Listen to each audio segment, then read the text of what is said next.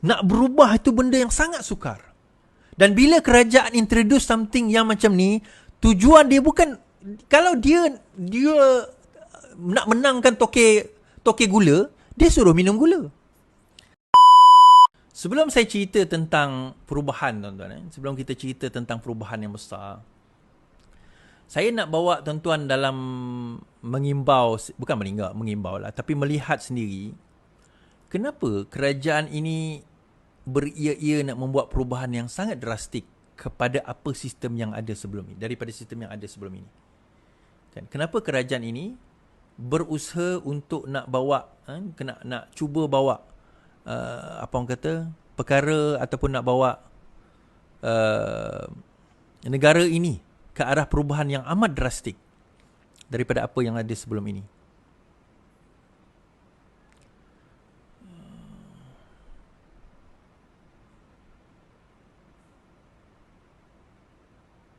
Okay.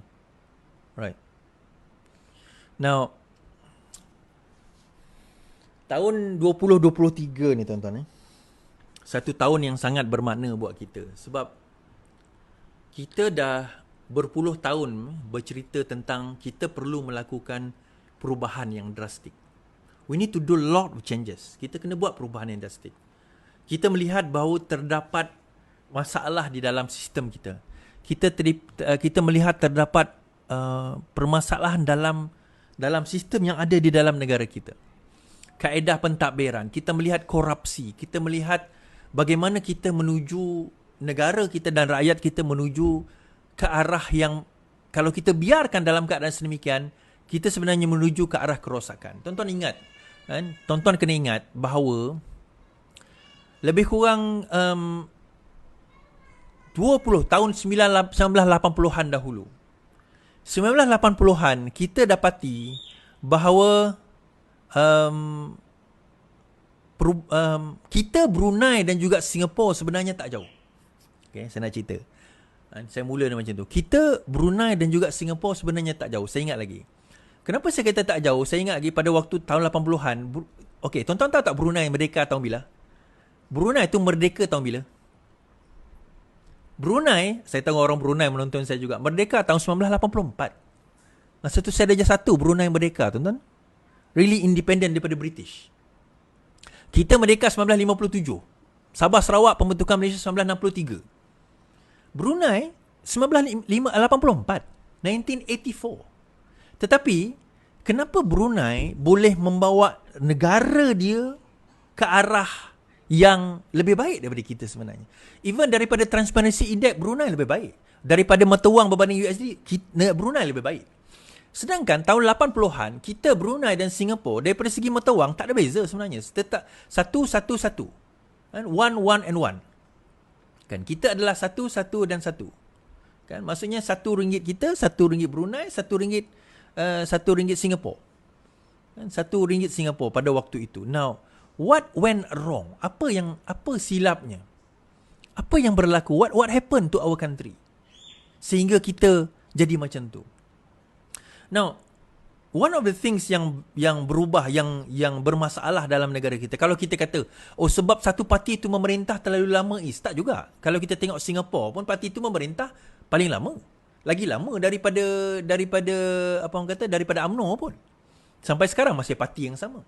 Kenapa Singapura dilihat sebagai sebuah negara paling maju di dunia? So, dia berbalik kepada sikap kita. Berbalik kepada mentaliti kita. Berbalik kepada corak pemikiran kita. Berbalik kepada cara fikir rakyat kita. Saya bagi contoh, tuan-tuan. Baru-baru ini timbul kisah Ashabul Kahfi. Kan, timbul kisah Ashabul Kahfi. Datuk Seri Anwar sebut pasal Ashabul Kahfi. Bila saya baca tentang tafsir Ashabul Kahfi ni sejak saya umur 20 tahun. Saya ingatkan benda tu common knowledge. Common knowledge bahawa Ashabul Kahfi itu, ada ulama' mengatakan bahawa, ada tafsir mengatakan mereka adalah daripada kalangan orang Kristian. Seolah-olah macam benda tu it's a common knowledge dan tak perlu kita nak politikkan. Tak perlu kita nak menghina, membodoh, menyesatkan orang. Benda tu adalah common knowledge di kalangan para tafsir yang mengkaji. Ulama', ustaz yang membaca sedikit, dia akan jumpa. Saya yang bukan ustaz dan ulama' ni pun, saya jumpa ayat tersebut. Tetapi bila seorang ustaz selebriti mengatakan bodoh sesat, dia macam ni, tak bersetuju dengan Datuk Seri Anwar Ibrahim tu tak apa.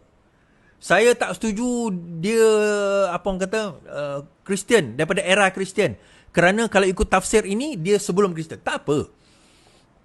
That's okay, that's fine. Itu perbezaan daripada segi akademik. Sebab Quran tak pernah memperincikan bila benda itu berlaku. Tetapi apabila kesesatan yang disebut itu diambil oleh pengikut-pengikut PAS kerana yang bercakap itu Ustaz PAS. So dia ambil itu secara harfi, secara literal, dan dia kata bahawa Anwar telah sesat kerana mengatakan perkara ini. Kemudian ramailah ustaz keluar dengan kenyataan yang bukan politik pun ada. Yang bukan politik, ustaz bukan politik, ramai keluar kenyataan. Mungkin tuan-tuan tak percaya dengan ustaz politik, mungkin tak percaya dengan saya sebab saya orang politik. Tak apa. Tetapi ustaz bukan politik pun ramai keluar kenyataan. Dan apa yang Datuk Seri Anwar Ibrahim sebut itu adalah salah satu pandangan di dalam ulama-ulama tafsir. Tak salah pun pandangan itu. Tetapi dia gambarkan seolah-olah inilah saja kebenaran. Inilah saja kebenaran. Dan inilah saja yang kita kena terima. Sebab apa? Ustaz kami dah cakap. Bila kita kaji balik pada tahun 2018, ustaz yang sama pernah mengatakan apa yang Anwar sebut di dalam posting beliau. Ustaz Zahidrus pernah mengatakan benda yang sama yang Anwar sebut di dalam posting beliau. Tetapi bila dia melihat daripada kacamata prejudis, so ilmu yang dia ada tu dah luntur, tuan-tuan. Ilmu yang ada tu lebur akhirnya. Tak diguna untuk nak menyelesaikan, untuk nak melihat perkara ini dengan objektif. So saya nak bawa juga, bila masuk kerajaan madani itu, sebab itu kita tak boleh buat perubahan total. Kita perlukan kerajaan Pakatan Harapan dipimpin oleh Datuk Seri Anwar Ibrahim secara total.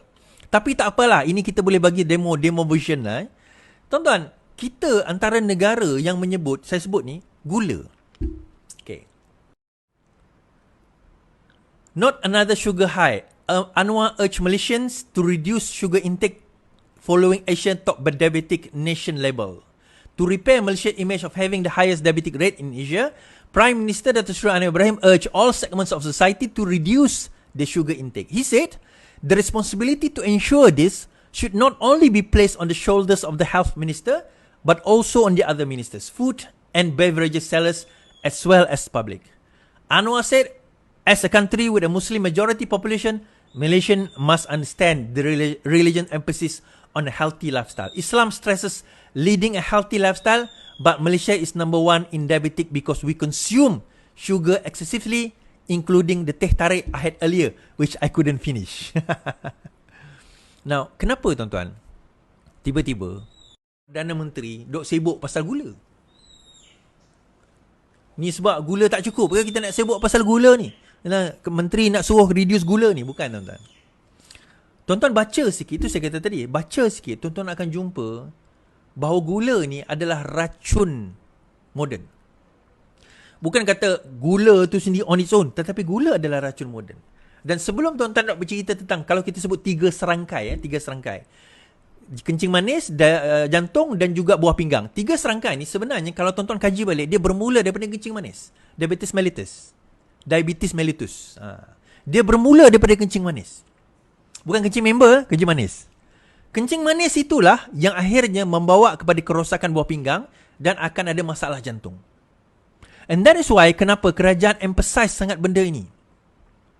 Saya nak bagi tahu tuan-tuan, tuan-tuan agaklah saya tanya, mungkin tak boleh jawab kat sini lah. What do you think is the number one killer? Ni kajian yang saya tengok, number one killer untuk perempuan di Malaysia. The number one killer untuk perempuan di Malaysia.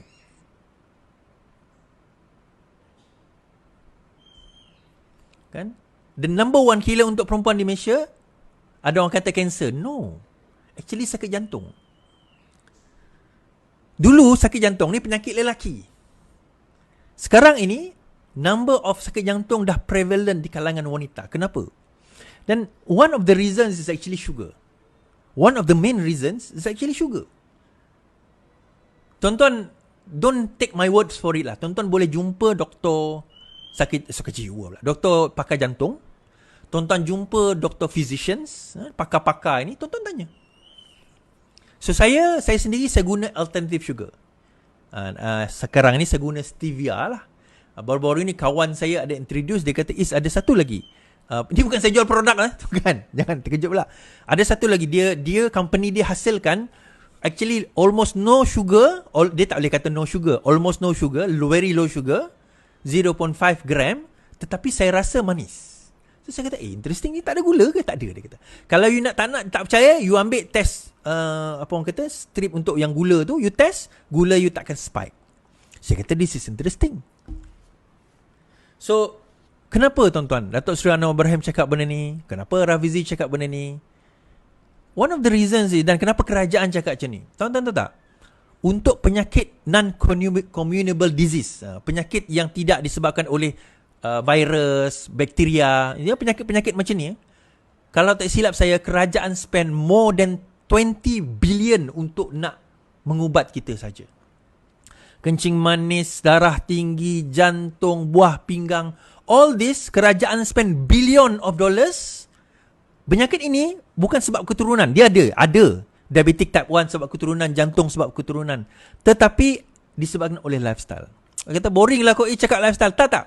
Saya nak cerita bukan lifestyle tu, saya nak cerita kerajaan kita ni. Kita cerita politik juga tuan-tuan. Tapi kita kena faham bahawa perubahan itu bukan suatu yang benda yang mudah. To change is not easy. Nak berubah itu benda yang sangat sukar. Dan bila kerajaan introduce something yang macam ni, tujuan dia bukan, kalau dia nak menangkan toke gula, dia suruh minum gula. Tapi sebab dia bukan nak menangkan toke gula. Dia bukan kroni kepada toke gula. So apa yang dia buat, kerajaan ni buat, dia nak memastikan bahawa kita sihat. Tu tujuan dia. And yet kita maki dia lagi.